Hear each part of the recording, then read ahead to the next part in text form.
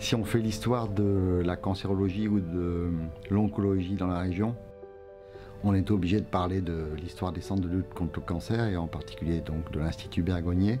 Donc l'Institut va fêter ses 100 ans l'année prochaine. Pour traiter le cancer, il faut s'adresser à des populations relativement importantes. Donc la région qui fait pratiquement 6 millions d'habitants, donc presque un dixième de la population française, permet d'inscrire et de proposer aux patients des traitements spécifiques. Donc c'est la force de la région, c'est sa population, mais c'est aussi son université, ses hôpitaux, ses cliniques et sa diversité.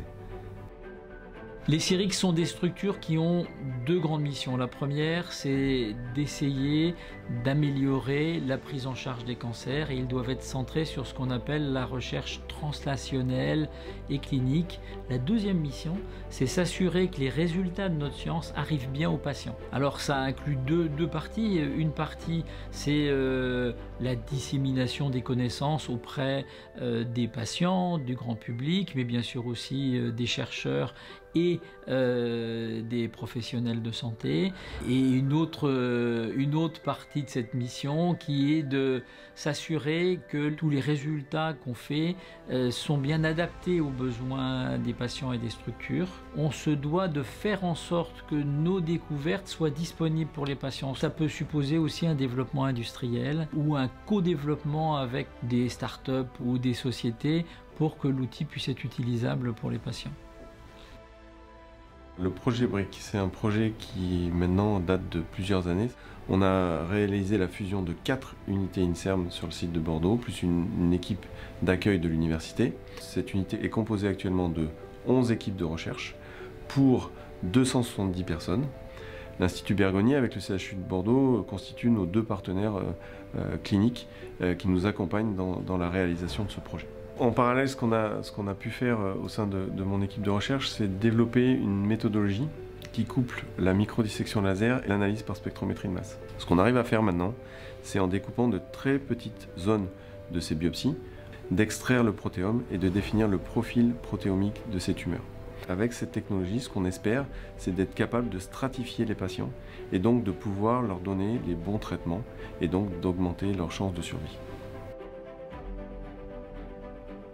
Le Master international Cancer Biology de l'Université de Bordeaux est né de la volonté des chercheurs et enseignants-chercheurs du site de créer une formation originale en biologie du cancer, hautement spécialisée et interdisciplinaire, pour former la nouvelle génération de chercheurs de demain en oncologie.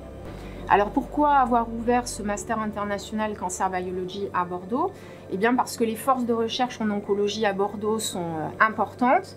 Elles représentent plus de 1000 personnes dans le domaine de la recherche fondamentale, translationnelle et clinique en oncologie, donc représentées par de nombreux laboratoires de recherche, principalement INSERM, CNRS et d'autres, et qui permettent d'accueillir les étudiants de notre master et nos doctorants pour développer leurs projets de recherche et de thèse en laboratoire. Mon parcours a commencé à Nancy avec une licence de 3 ans en biologie, donc une licence classique. Et durant cette licence, j'ai pu découvrir des options de cancérologie. Donc au moment de choisir mon master, je me suis tournée vers le master cancérologie internationale de Bordeaux. Mon sujet est très axé cancérologie. Je travaille sur le cancer du foie chez l'enfant. Donc je teste des nouvelles thérapies. Et donc pour ça, je les teste d'abord sur des cellules, ensuite sur des souris et peut-être adopter chez l'humain un jour. Historiquement, Bergonié a toujours été connecté avec la vie internationale et la recherche. Nous avons réussi à établir des réseaux forts au niveau cancérologique chirurgicaux, notamment avec l'ESSO, qui est la Société européenne de chirurgie oncologique, dont on va organiser le 2e congrès, ainsi qu'avec l'EORTC, qui est un organisme important de recherche européen. Donc c'est par ces connexions qu'on arrive à ramener potentiellement des événements importants à Bordeaux, qui par ailleurs fait valoir ses avantages touristiques et ses capacités d'accueil. Why Bordeaux? It is important to say that it is not a French organization that is trying to transfer knowledge to people working in this environment, in this region of France. This is an international society that has members coming from 60 different countries. Everybody thinks that oncology is medical oncology, is drug science, but that is a different situation. That is the Medical Oncology Congress that is attracting 25,000 people. So it is to be organized in very different environments. In our case, having a nice city, a very humanized in lifestyle with a lot of history, culture, with good availability for hotel rooms and a very modern and efficient Congress venue is the best choice for ESSO Congress, and we for sure will reconsider this town in the next year.